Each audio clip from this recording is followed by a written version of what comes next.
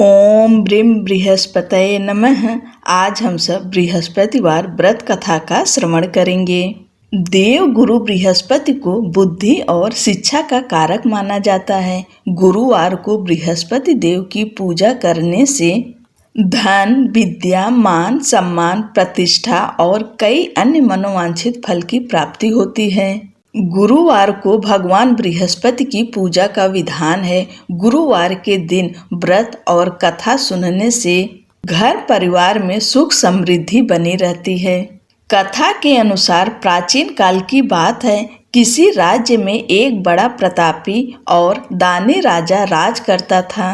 वह हर गुरुवार को व्रत रखकर दीन दुखियों की मदद करके पुण्य प्राप्त करता था। परंतु ये बात उसकी रानी को अच्छी नहीं लगती थी। वह न तो व्रत करती थी और न ही दान पुण्य में विश्वास रखती थी। इतना ही नहीं, वह राजा को भी ऐसा करने से मना करती थी। एक समय की बात है, राजा शिकार खेलने के लिए वन गए। घर पर रानी और दासी थी। उसी समय गुरु बृहस्पति देव साधु का रूप धारण कर राजा के दरवाजे पर भिक्षा मांगने आए। साधु ने जब रानी से भिक्षा मांगी तो वह कहने लगी, हे साधु महाराज, मैं इस दान पुण्य से तंग आ गई हूँ। आप कोई ऐसा उपाय बताएं जिससे कि सारा धन नष्ट हो जाए और मैं आराम से रह सकूं। इतना सुनकर बृहस्पति देव ने कहा, हे देवी, तुम बड़ी विचित्र हो। संतान और धन से कोई दुखी होता है क्या? अगर अधिक धन है तो इसे शुभ कार्यों में लगाओ। कुंवारी कन्याओं का विवाह कराओ। विद्यालय और बाग बगीचे का निर्माण कराओ, जिससे तुम्हारे दोनों लोग सुधरें। परंतु साधु की इन बातों से रानी को खुशी नहीं हुई। उसने कहा कि मुझे ऐसे धन की आवश्यकता नहीं है जिसे मैं दान दूं और जिसे संभालने में मेरा सारा समय नष्ट हो जाए। तब साधु ने कहा, अगर तुम्हारी ऐसी इच्छा है तो मैं जैसा तुम्हें बताता हूँ तुम वैसा ही करना। गुरुवार के दिन तुम घर को गोबर से लीपना, अपने बालों को पीली मिट्टी से धोना, राजा से हजामत बनाने को कहना, भोजन में मांस मदिरा का प्रयोग करना, कपड़े धोबी के हाथ धुलने देना। इस प्रकार 7 बृहस्पतिवार करने से तुम्हारा समस्त धन नष्ट हो जाएगा। इतना कहकर साधु के रूप में बृहस्पति देव अंतर्ध्यान हो गए। साधु के अनुसार कई बातों को पूरा करते हुए रानी को केवल 3 बृहस्पतिवार ही बीते थे कि उसकी समस्त धन संपत्ति नष्ट हो गई। भोजन के लिए राजा का परिवार तरसने लगा। एक दिन राजा ने रानी से बोला कि हे रानी, तुम यहीं रहो, मैं दूसरे देश को जाता हूँ, क्योंकि यहाँ पर सभी लोग मुझे जानते हैं, इसलिए मैं छोटा कार्य नहीं कर सकता। ऐसा कहकर राजा दूसरे देश चला गया। वहाँ वह जंगल से लकड़ी काट कर लाता और शहर में बेचता। इस तरह वह अपना जीवन व्यतीत करने लगा। इधर राजा के परदेश जाते ही रानी और दासी दुखी रहने लगीं। एक बार रानी और दासी को 7 दिन तक बिना भोजन के रहना पड़ा। तो रानी ने अपनी दासी से कहा, हे दासी, पास ही के नगर में मेरी बहन रहती है। वह बड़ी धनवान है। तू उसके पास जा और कुछ ले आ, ताकि थोड़ी बहुत गुजर बसर हो जाए। दासी रानी की बहन के पास गई। उस दिन गुरुवार था और रानी की बहन उस समय बृहस्पतिवार व्रत की कथा सुन रही थी। दासी ने रानी की बहन को अपनी रानी का संदेश दिया, लेकिन रानी की बड़ी बहन ने कोई उत्तर नहीं दिया। जब दासी को रानी की बहन से कोई उत्तर नहीं मिला तो वह बहुत दुखी हुई और उसे क्रोध भी आया। दासी ने वापस आकर रानी को सारी बात बता दी। ये सुनकर रानी ने अपने भाग्य को कोसा। उधर रानी की बहन ने सोचा कि मेरी बहन की दासी आई थी, परंतु मैं उससे नहीं बोली, इससे वह बहुत दुखी हुई होगी। कथा सुनकर और पूजा समाप्त करके वह अपनी बहन के घर आई और कहने लगी, हे बहन, मैं बृहस्पतिवार का व्रत कर रही थी। तुम्हारी दासी मेरे घर आई थी, परंतु जब तक कथा होती है तब तक न उठते हैं और ना ही बोलते हैं, इसलिए मैं नहीं बोली। बताओ दासी क्यों आई थी? रानी बोली, बहन, तुमसे क्या छिपाऊं, हमारे घर में खाने तक को अनाज नहीं है। ऐसा कहते कहते रानी की आंखें भर आई। उसने दासी समेत पिछले 7 दिनों से भूखे रहने की पूरी बात अपनी बहन को बता दी। रानी की बहन बोली, देखो बहन, भगवान बृहस्पति देव सबकी मनोकामनाओं को पूर्ण करते हैं। देखो, शायद तुम्हारे घर में अनाज रखा हो। पहले तो रानी को विश्वास नहीं हुआ, पर बहन के आग्रह करने पर उसने दासी को अंदर भेजा तो उसे सचमुच अनाज से भरा एक घड़ा मिल गया। ये देखकर दासी को बड़ी हैरानी हुई। दासी रानी से कहने लगी, हे रानी, जब हमको भोजन नहीं मिलता तो हम व्रत ही करते हैं, इसलिए क्यों न इनसे व्रत और कथा की विधि पूछ ली जाए ताकि हम भी व्रत कर सकें। तब रानी ने अपनी बहन से बृहस्पतिवार व्रत के बारे में पूछा। उसकी बहन ने बताया, बृहस्पतिवार के व्रत में चने की दाल और मुनक्का केले की जड़ में अर्पित करें तथा दीपक जलाएं, व्रत कथा सुने और पीला भोजन ही करें। इससे बृहस्पति देव और भगवान विष्णु प्रसन्न होते हैं। व्रत और पूजा की विधि बताकर रानी की बहन अपने घर लौट गई। 7 दिन बाद जब गुरुवार आया तो रानी और दासी ने व्रत रखा। वह घुड़साल में जाकर चना और गुड़ लेकर आई। फिर उससे केले की जड़ तथा विष्णु भगवान की पूजा की। अब पीला भोजन की चिंता को लेकर दोनों बहुत दुखी हुई। चूँकि उन्होंने व्रत रखा था, इसलिए बृहस्पति देव उनसे प्रसन्न थे। वह एक साधारण व्यक्ति का रूप धारण कर 2 थालों में पीला भोजन दासी को दे गए। भोजन को पाकर दासी प्रसन्न हुई और फिर रानी के साथ मिलकर भोजन ग्रहण किया। उसके बाद वे सभी गुरुवार को व्रत और पूजन करने लगीं। बृहस्पति भगवान की कृपा से उनके पास फिर से धन संपत्ति आ गई, परंतु रानी फिर से पहले की तरह आलस्य करने लगी। तब दासी बोली, देखो रानी, तुम पहले भी इस प्रकार आलस्य करती थी। तुम्हें धन रखने में कष्ट होता था, इस कारण सभी धन नष्ट हो गया और अब जब भगवान बृहस्पति की कृपा से धन मिला है तो तुम्हें फिर से आलस्य होता है। रानी को समझाते हुए दासी कहती है कि बड़ी मुसीबतों के बाद हमने यह धन पाया है, इसलिए हमें दान पुण्य करना चाहिए, भूखे मनुष्यों को भोजन कराना चाहिए और धन को शुभ कार्यों में खर्च करना चाहिए, जिससे तुम्हारे कुल का यश बढ़ेगा, स्वर्ग की प्राप्ति होगी और पितृ प्रसन्न होंगे। दासी की बात मानकर रानी अपना धन शुभ कार्यों में खर्च करने लगी, जिससे पूरे नगर में उसका यश फैलने लगा। उधर एक दिन राजा दुखी होकर जंगल में एक पेड़ के नीचे आसन जमाकर बैठ गया। वह अपनी दशा को याद करके व्याकुल होने लगा। बृहस्पतिवार का दिन था। एकाएक उसने देखा कि निर्जन वन में एक साधु प्रकट हुए। वह साधु वेश में स्वयं बृहस्पति देवता थे। लकड़हारे के सामने आकर बोले, हे लकड़हारे, इस सुनसान जंगल में तू इतना चिंता मग्न क्यों बैठा है?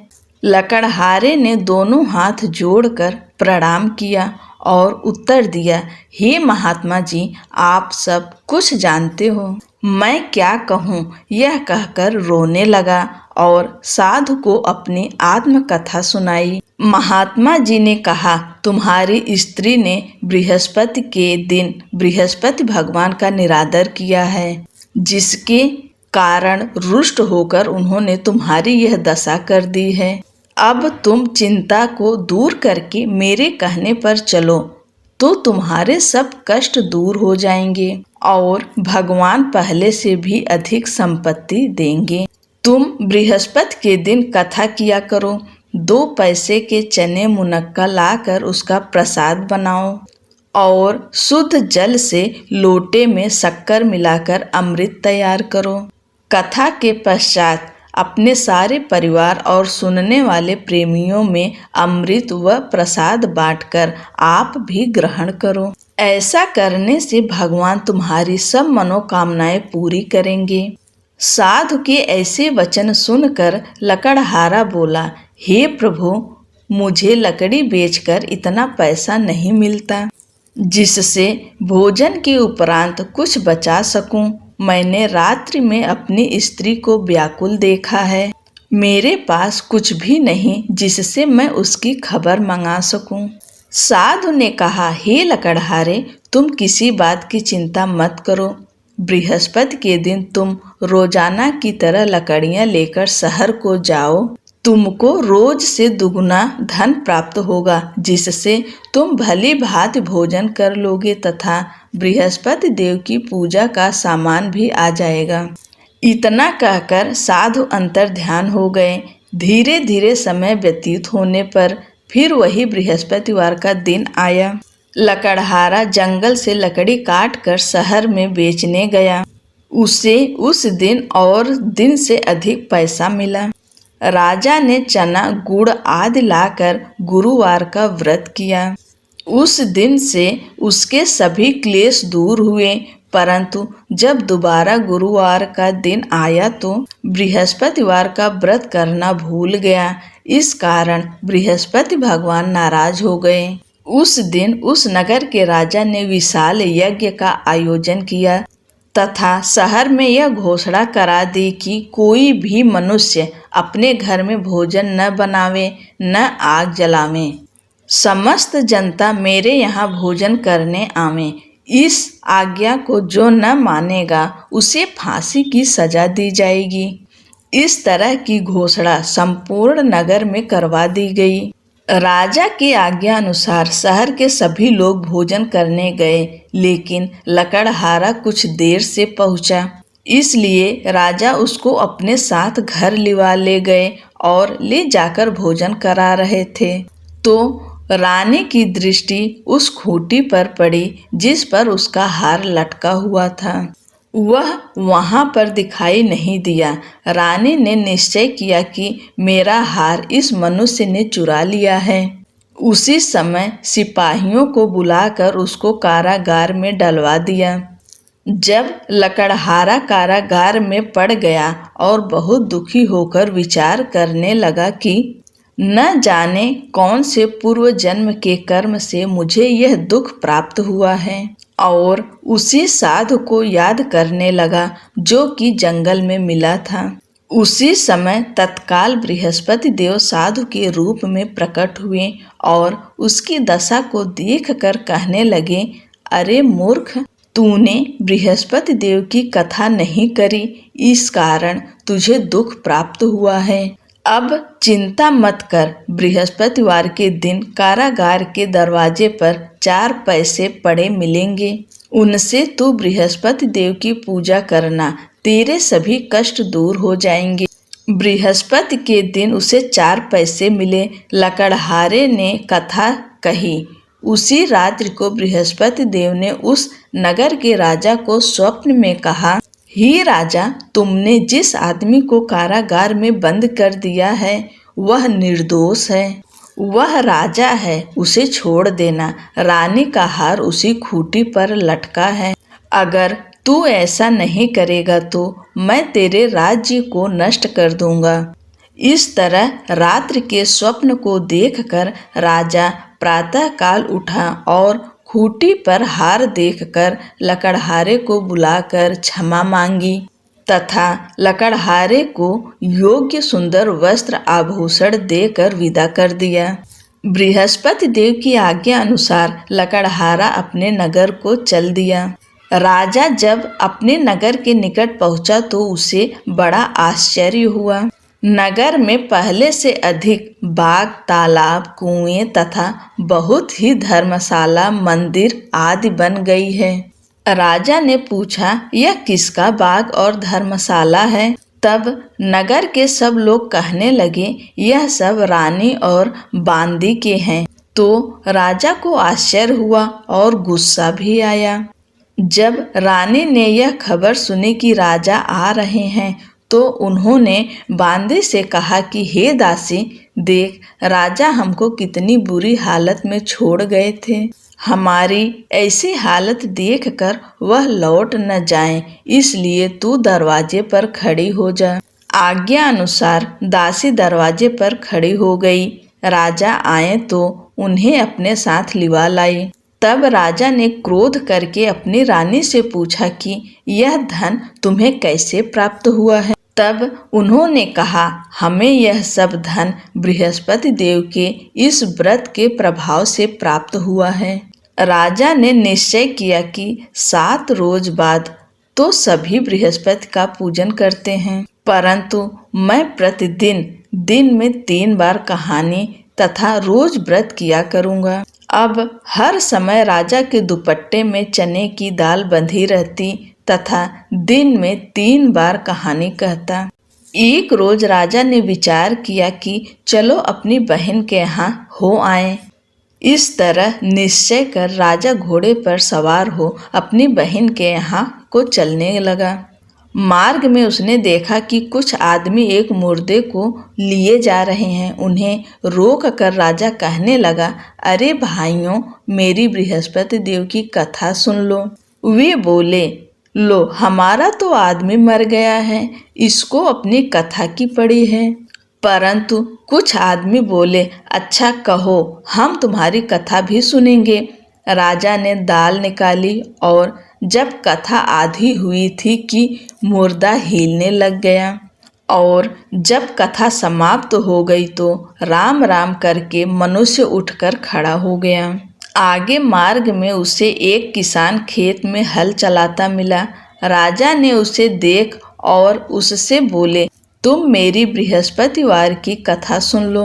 अरे भैया, किसान बोला, जब तक मैं तेरी कथा सुनूंगा तब तक 4 हरैया जोत लूंगा। जा अपनी कथा किसी और को सुना। इस तरह राजा आगे चलने लगा। राजा के हटते ही बैल पछाड़ खाकर गिर गए तथा किसान के पेट में बड़ी जोर का दर्द होने लगा। उसी समय उसकी माँ रोटी लेकर आई। उसने जब यह देखा तो अपने पुत्र से सब हाल पूछा और बेटे ने सभी हाल कह दिया। तो बुढ़िया दौड़ी दौड़ी उस घुड़सवार के पास गई और उससे बोली कि मैं तेरी कथा सुनूंगी, तू अपनी कथा मेरे खेत में चलकर ही कहना। राजा ने बुढ़िया के खेत पर जाकर कथा कही, जिसके सुनते ही वह बैल उठ खड़े हुए तथा किसान के पेट का दर्द भी बंद हो गया। राजा अपनी बहन के घर पहुंचा। बहन ने भाई की खूब मेहमानी की। दूसरे रोज प्रातःकाल राजा जगा तो वह देखने लगा कि सब लोग भोजन कर रहे हैं। राजा ने अपनी बहन से कहा, ऐसा कोई मनुष्य है जिसने भोजन नहीं किया हो, मेरी बृहस्पतिवार की कथा सुन ले। बहन बोली, हे भैया, यह देश ऐसा ही है कि पहले यहाँ लोग भोजन करते हैं, बाद में अन्य काम करते हैं। अगर कोई पड़ोस में हो तो देखाऊं? वह ऐसा कहकर देखने चली गई, परंतु उसे कोई ऐसा व्यक्ति नहीं मिला जिसने भोजन न किया हो। अतः वह एक कुम्हार के घर गई जिसका लड़का बीमार था। उसे मालूम हुआ कि उनके यहाँ 3 रोज से किसी ने भोजन नहीं किया है। रानी ने अपने भाई की कथा सुनने के लिए कुम्हार से कहा तो वह तैयार हो गया। राजा ने जाकर बृहस्पतिवार की कथा कही, जिसको सुनकर उसका लड़का ठीक हो गया। अब तो राजा की प्रशंसा होने लगी। एक रोज राजा ने अपनी बहन से कहा कि हे बहन, हम अपने घर को जाएंगे, तुम भी तैयार हो जाओ। राजा की बहन ने अपनी सास से कहा। सास ने कहा, हाँ चली जा, परंतु अपने लड़कों को मत ले जाना, क्योंकि तेरे भाई के कोई औलाद नहीं है। बहन ने अपने भैया से कहा, हे भैया, मैं तो चलूंगी, पर कोई बालक नहीं जाएगा। राजा ने बोला, जब कोई बालक नहीं चलेगा तब तुम ही क्या करोगी। बड़े दुखी मन से राजा अपने नगर को लौट आया। राजा ने अपनी रानी से कहा, हम निर्वंशी हैं, हमारा मुंह देखने का धर्म नहीं है और कुछ भोजन आदि नहीं किया। रानी बोली, हे प्रभु, बृहस्पति देव ने हमें सब कुछ दिया है, वह हमें औलाद अवश्य देंगे। उसी रात को बृहस्पति देव ने राजा से स्वप्न में कहा, हे राजा उठ, सभी सोच त्याग दे, तेरी रानी गर्भ से है। राजा की यह बात सुनकर बड़ी खुशी हुई।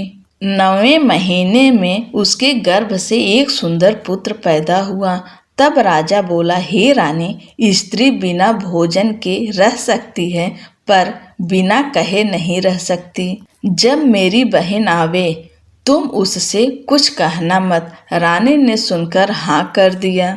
जब राजा की बहन ने यह शुभ समाचार सुना तो वह बड़ी खुश हुई तथा बधाई लेकर अपने भाई के यहाँ आई।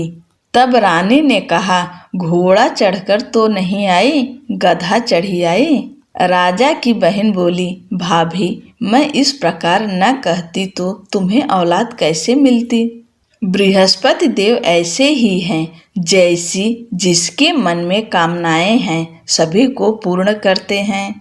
जो सद्भावना पूर्वक बृहस्पतिवार का व्रत करता है एवं कथा पढ़ता या सुनता है, दूसरों को सुनाता है, बृहस्पति देव उसकी सभी मनोकामनाएं पूर्ण करते हैं।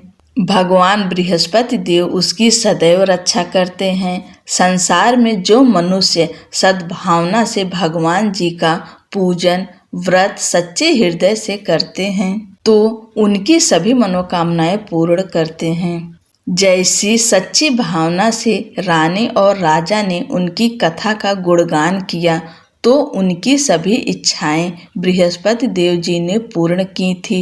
इसलिए पूर्ण कथा सुनने के बाद प्रसाद लेकर जाना चाहिए। हृदय से उसका मनन करते हुए जयकारा बोलना चाहिए। बोलो बृहस्पति देव भगवान की जय।